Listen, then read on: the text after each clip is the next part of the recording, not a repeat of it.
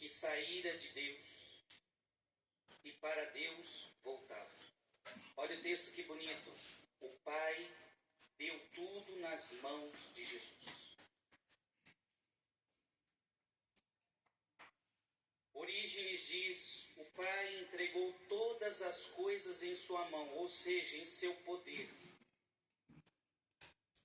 Santo Agostinho vai dizer: Jesus, sabendo que o Pai lhe entregara todas as coisas em suas mãos, inclusive Judas, inclusive o traidor. E São João Crisóstomo diz: o evangelista se maravilha em voz alta de como aquele que era tão grandioso, que vinha de Deus e voltava a Deus, e que governava sobre tudo, ele não se recusou a uma ação de humildade. O que Santo Agostinho está falando é o seguinte: como que aquele que governa tudo aceita lavar pés?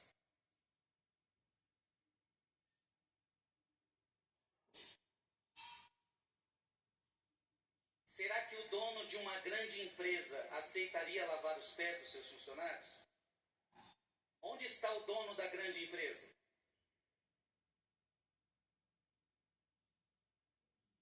Olha o que a palavra está falando.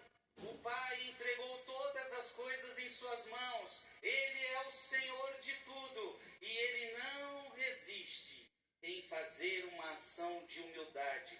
Não que Cristo de algum modo fosse diminuído por esta ação, pois Ele vinha de Deus e ia para Deus e possuía todas as coisas. Mas que gesto humilde. Portanto, o que nós vamos contemplar, o que nós estamos meditando hoje, é o Senhor do céu e da terra, lavando pés. João capítulo 13, versículo 4. Levantou-se da mesa, depôs as suas vestes, e pegando de uma toalha, cingiu-se com ela. Severiano, ele diz: pois o que acontece hoje? O Salvador lava os pés de seus discípulos. Embora ele tenha tomado sobre si tudo que pertence à nossa condição de servos, ele assumiu a posição de servo de modo especialmente adequado às nossas próprias disposições quando se levantou da mesa. Preste atenção. Aquele que sustenta tudo sobre os céus estava reclinado entre os apóstolos. O mestre entre os servos. A fonte da sabedoria entre os ignorantes. O verbo entre aqueles que não eram treinados no uso da palavra. A fonte da sabedoria entre os iletrados. Aquele que nutre a todos estava reclinado e comendo com seus discípulos. Aquele que sustenta o mundo inteiro estava ele mesmo recebendo sustento.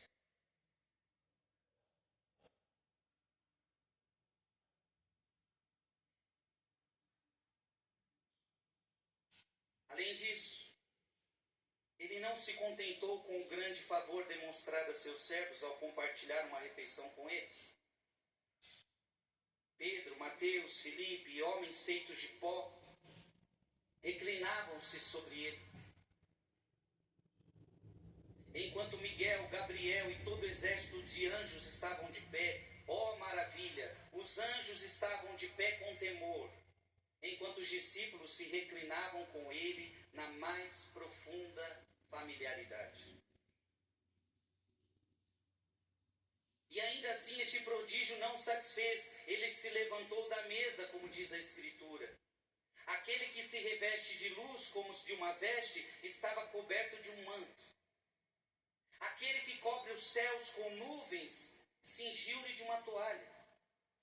Aquele que derrama água nos rios, aquele que derrama água nos rios, despejou um pouco de água numa bacia. diante de quem todo joelho se dobra, aquele diante de quem todo joelho se dobra, no céu, na terra e nos infernos, ajoelhou-se para lavar os pés de seus discípulos. Isso é grande, sim ou não, minha gente? Diante de Jesus, ao nome de Jesus, se dobre todo joelho no céu, na terra e nos infernos. Este a quais todos devem se dobrar, todos devem se ajoelhar, é ele que se ajoelha perante os seus discípulos. Olha para quem está do seu lado e diga: veja como teu Deus é humilde. E você pensa que é alguma coisa.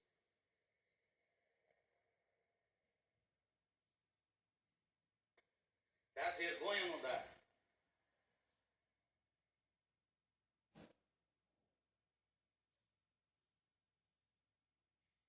São João Crisóstomo. Observai como ele não apenas pela lavagem, mas também de outro modo exibe humildade. Pois não foi antes de se reclinar, mas depois que todos já haviam se sentado, que ele se levantou. Em seguida, ele não se limitou a lavar, mas o fez tirando as suas vestes. E não parou por aí, mas cingiu-se com uma toalha. Não se satisfez com isso, mas ele mesmo encheu a bacia. Veja, ele não pediu para o outro: enche aquela bacia para mim, enche aquela bacia de água. Ei, você, pega a bacia. Ei, você, pega a água. Não, era ele que fazia tudo.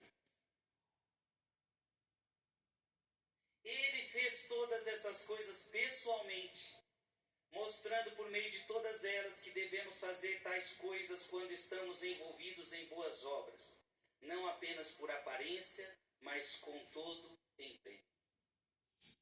Eu queria que você fosse olhando para o seu mestre.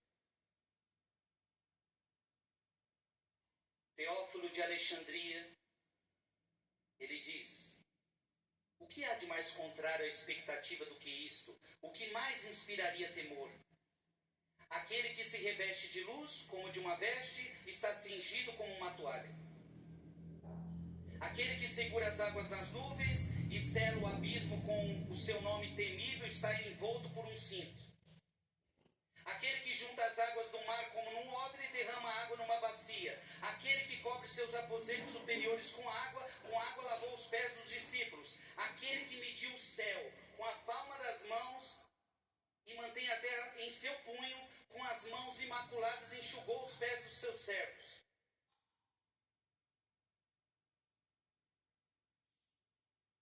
Agostinho continua: de fato, para cingir-se com a toalha, ele teve que depor a veste que ele usava. Mas quando ele se esvaziou para assumir a forma de servo, não depôs o que tinha, mas assumiu o que não tinha antes.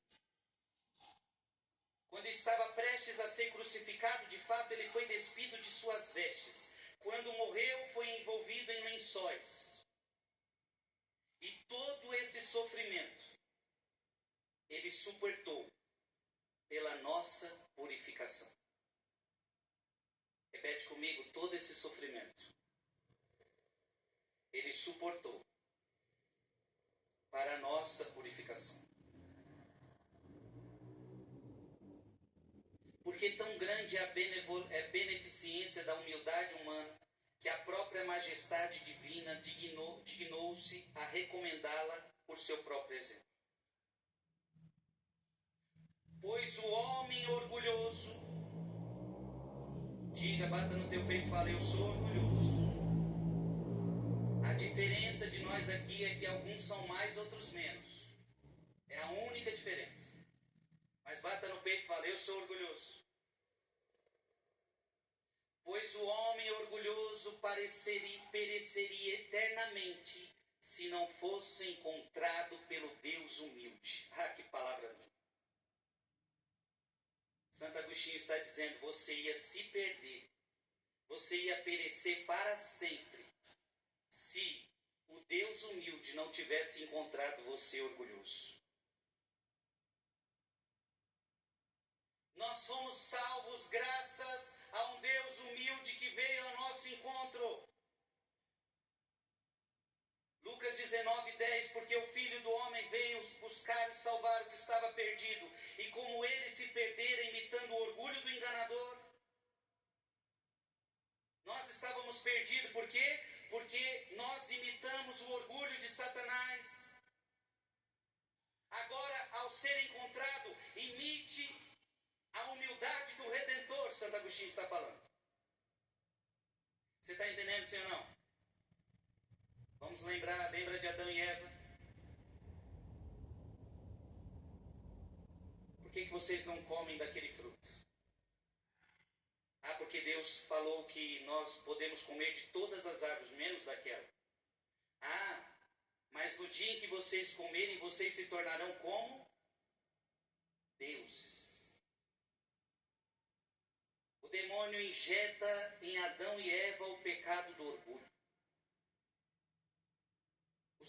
O diabo, ele quis ser mais que Deus.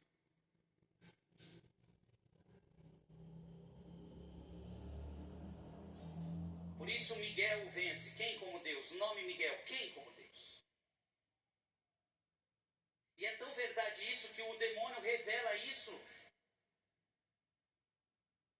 no Monte das Tentações. A terceira tentação, qual é a terceira tentação?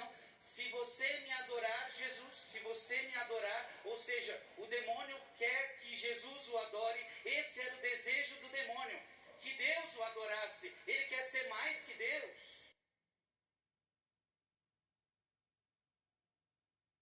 Portanto, Adão e Eva caem na cilada do demônio e querem também serem iguais a Deus. Sereis como deuses. Portanto, por isso Santo Agostinho está falando algo muito precioso. Pois o homem orgulhoso pereceria eternamente se não fosse encontrado pelo Deus humilde. E como ele se perder imitando o orgulho do enganador, agora ao ser encontrado, imite a humildade do Redentor. Amém? Diga comigo, Adão e Eva imitaram o orgulho de Satanás. Agora eu preciso imitar a humildade do meu Redentor.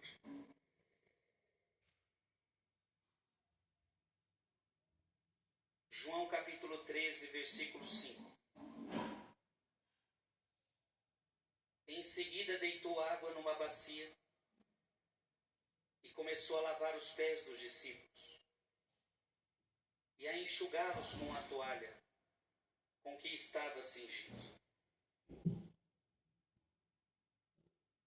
Santo Ambrósio diz: essa água era aquele orvalho celestial com o qual, segundo se profetizou, o Senhor Jesus lavaria os pés de seus discípulos.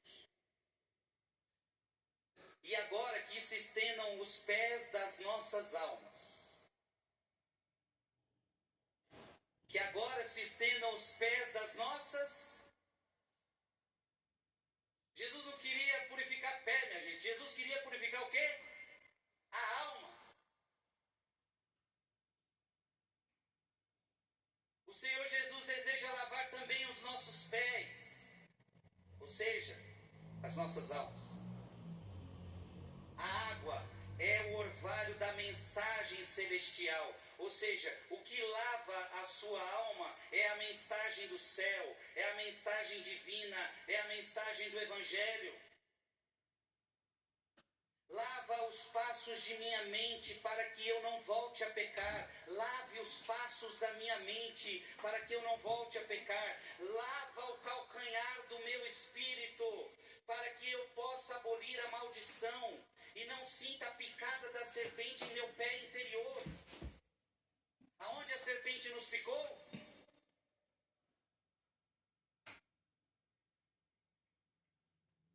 Tu lhe ferirás o calcanhar, diz a palavra.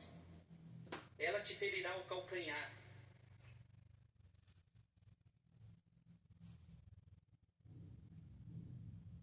para que eu possa abolir a maldição e não sinta a picada da serpente em meu pé interior. Mas como ordenaste a teus seguidores, em teu poder, com meu pé incólume